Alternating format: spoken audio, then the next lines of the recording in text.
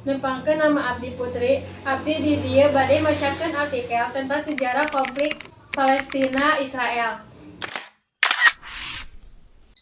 Sengketa kepanjangan anu lumangsung sasabaraha dekade.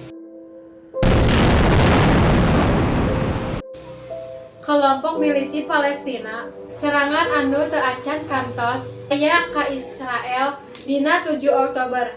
Aksi ieu dilaksanakeun ku nyebarkeun ratusan pasukan bersenjata anu nyusup ka lingkungan sipil Israel caket jalur Gaza.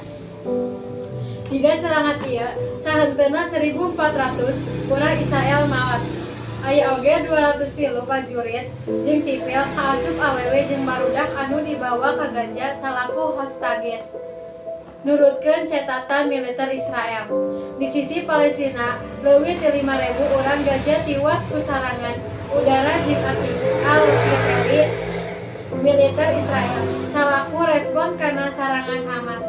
Henteungan oge eta pasukan Israel ayeuna kumpul sepanjang wates. Menteri Pertahanan Israel Yoav Gallant cek aksi militer di Gaza bisa nyandak hiji 2 atau 3 bulan, tapi tuntunan moal aya dari Hamas.